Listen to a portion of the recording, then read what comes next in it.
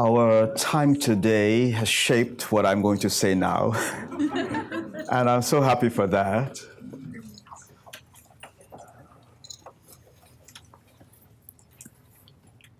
I am so deeply grateful to have experienced the layers of wisdom that you carry in your individual dispositions of what you are bringing to the world, but in this collective intention to witness each other's agreement to be women at a time in the age when the greatest opportunity for our planet is the wisdom itself that's here, not the knowledge alone. And I just in the feeling and interaction, I want to speak about this Sophia consciousness.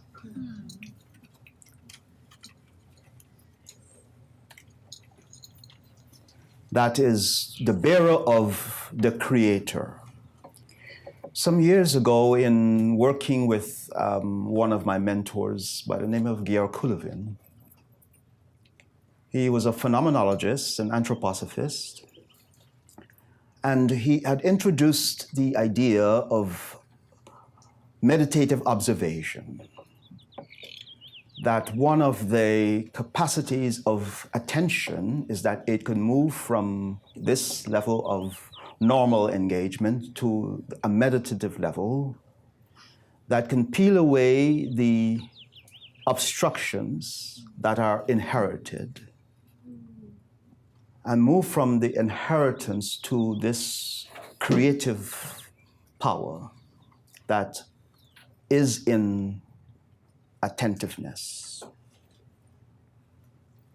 And I think in some ways, when we share space with women whose attention had been given to their particular path of development, and particularly where the world has gone in relationship to this global culture of particularly oppression of this virtue,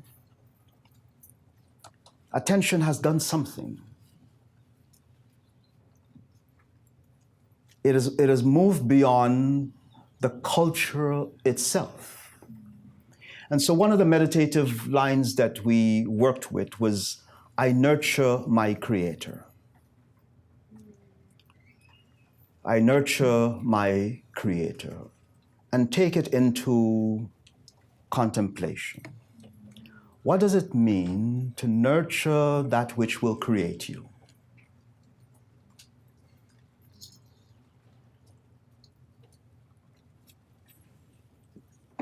In this gesture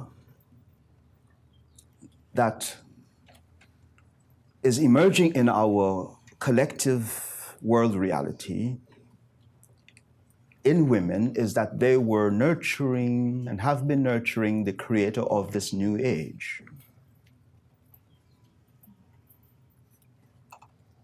And I often remind my young friends, the world is not man-made, as much as we would want to think it is. The conceptual world is finished because we mostly agree that it is. But the creative world is a view.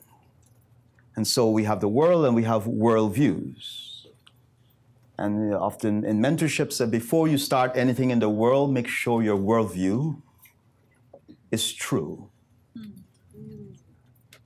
Meaning, can you see what is creatively potential and engaging for you to do? So we just don't go and buy things because they're finished. We don't just go and take a work because that's a given. Why I'm bringing this into this conversation is that the money that we are using is not value neutral. One thing that we have learned in economy is that money is just a medium of exchange, and that you can shape it. Well, that's true if we are not only conscious but super conscious of our own motives, as you said, our relationship to money. But how early is our relationship to money formed? I was sharing earlier, I was with some friends and a 2-year-old child heard the ice cream truck coming down the block. And most of us who are around children who know ice cream and kids, they would just want the ice cream. And adults will have to figure out how we get it for them. This child came to me and asked for $1. Let me see. The 2-year-old came to me and asked for $1 to buy ice cream. And I thought, I was shocked. It was the most shocking thing that you're not supposed to buy anything at 2 years old. You know, you're not supposed to want stuff. And let us feel whether it's right time to get it for you.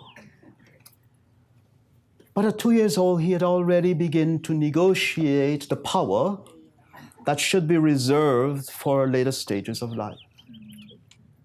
Yes, one can say it's mimicking, and that is true, but that is how we are imprinted with values that money generates. And at 2 years old, he had no protection from the power to purchase something. And it overrides the fundamental principle of taste that a child carries, the need to be unreasonable about wanting something, because this is the freedom that children should have, to explore what is it that the perception carries, that we help you learn how far to go with your wants. But to want $1, for me, in which if he can't understand the significance of not having $1 at 2 years old, by 5, 7, 10, what can he think of doing to get $1? That was my fear. If we keep telling him no, his will increase that he's going to get it by any means necessary.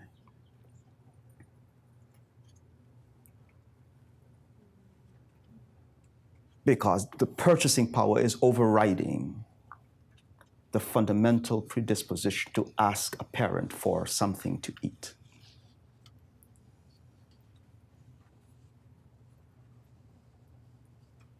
And so this, when I say nurture, I nurture my creator. We have to put the creator back into the human perception and cognitions, so that when we are sharing spaces, it starts so early, how we think and relate to money.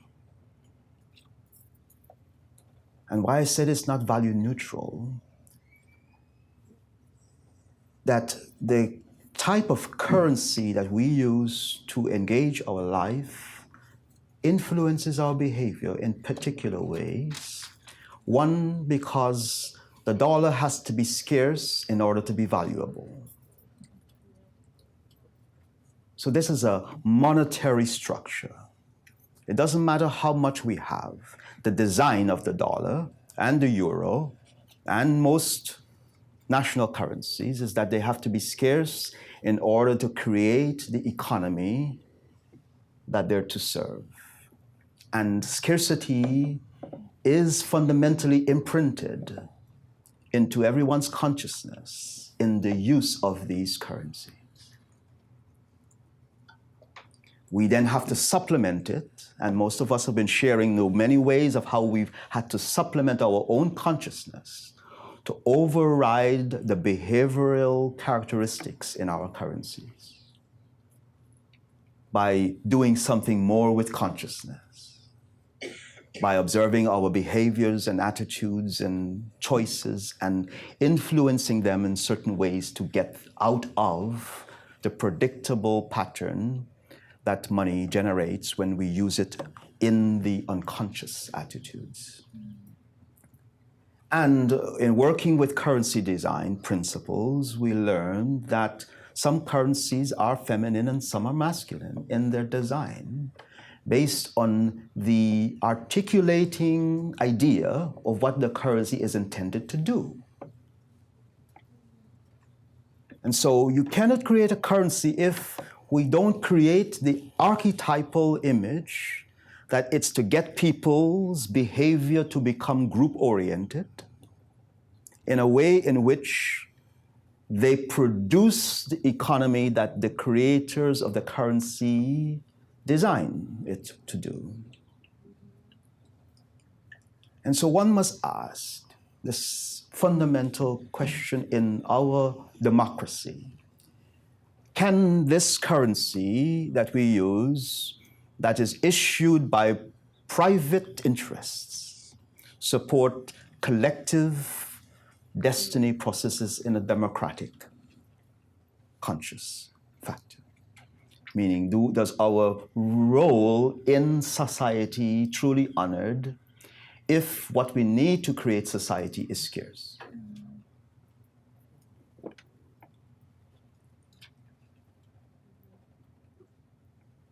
The role of women in this is very critical. It's hard to consider men creating a feminine currency.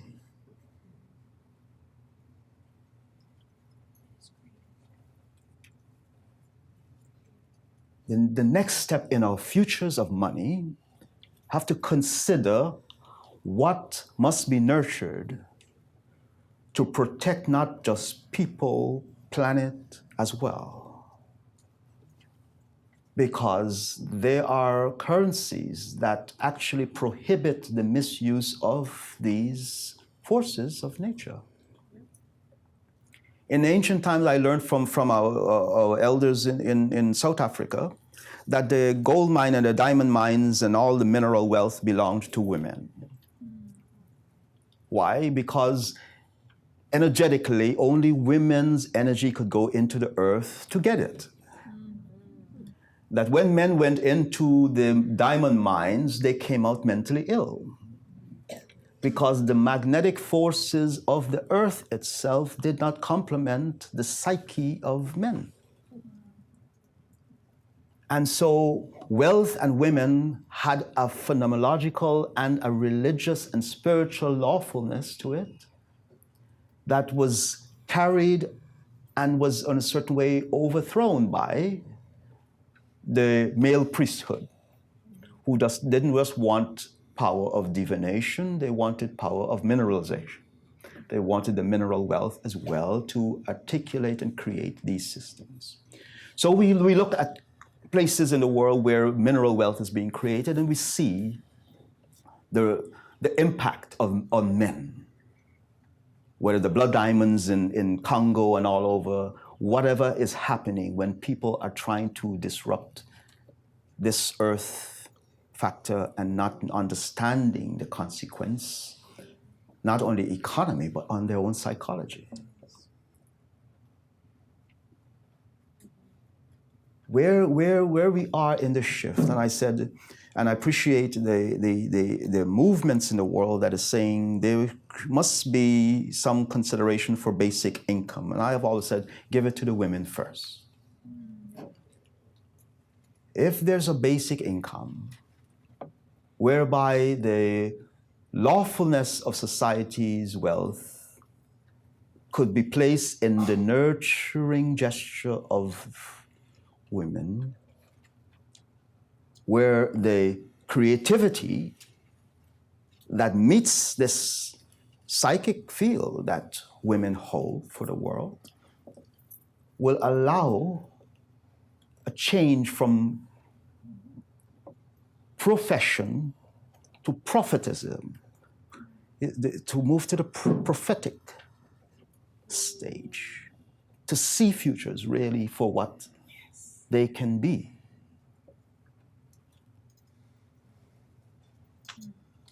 it's already in a way what these elder women, as I shared this morning, was trying to remind me and share with me and teach me, that we see something and we hope to invest it in you, to talk about it, share it, and nurture it.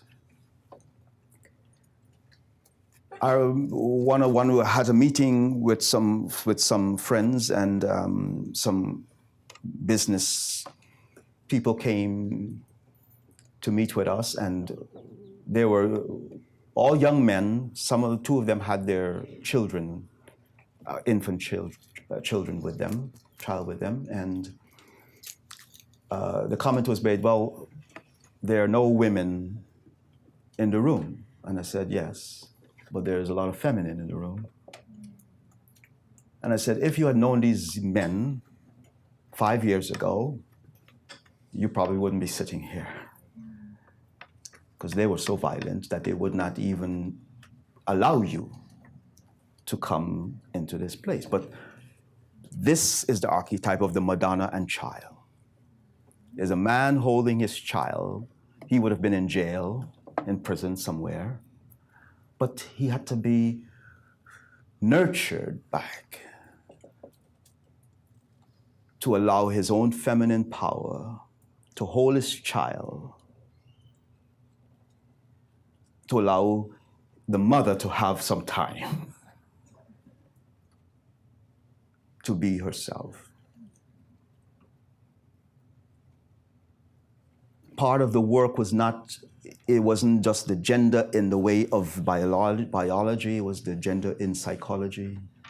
Can people reintegrate into themselves back the nurturing power to put away violence and manipulation into caring and collaboration? And I feel when we invite the exploration of money and moving it from the level where we're talking about the functional, creative ways in which we do business and such, and investments, it's really important that we understand the monetary level, the systemic level. At the systemic level, the design is everything that is printed as money goes back to its source, meaning that they could raise interest rates and money go back to the bank. This imbalance of interest and scarcity have a profound effect on the psyche. And have you heard about the 11th round? You know that idea that if the bank gives you $10, they tell you to bring back 11. And if the 11th one is never printed. So in order for people to bring back interest, someone has to fail. Someone has to be poor.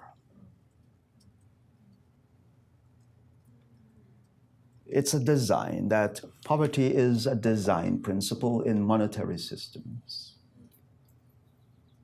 And yes, if people can't compete, they will be poor. And if their virtue is that they will not compete because their ancestral memory doesn't allow that, then they have to live within a marginalization that looks like permanent poverty, when their wealth is the fact that they're trying to nurture a future that no one is invested in.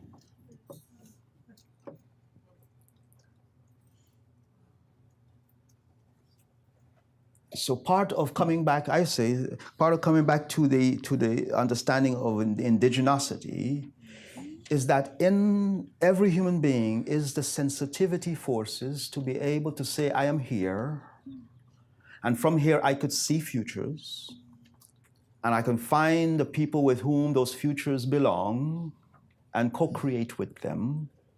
by making the agreements, even in the absence of money, to begin to show that future that then money can come with people who trust that gesture of vision. And so these, we'll say, visioning processes are happening all over the world in indigenous communities everywhere. And yes, microfinancing is helping some of them. But the complexity of American society, Western society as a whole, is that microfinancing is not enough. Because it's not the individual that one must help the group. Meaning it's the group of women whose work matters. The collective consciousness and wisdom of women is what the next phase of investment should be considering, because it has something in it, the collective impulse, that has benefited from the enforced scarcity that the patriarchal world economy has placed in women. And it may look like having nothing or less, but this is what the mystery of this idea, I nurture my creator, is. The reversing of the will. When there's nothing, there is something. Spirit does not allow people not to have. There is no such principle in spiritual understanding.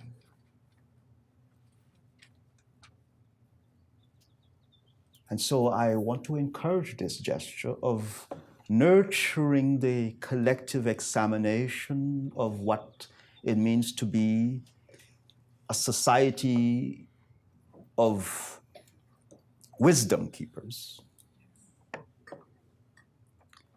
that is not in the world to create a market for what you know. It's not a market we're looking for what you carry. And someone said it is the acknowledgement, the sacred acknowledgement that it's really time to transition this economy to this abundance. One asks, people ask, well, what will happen to men?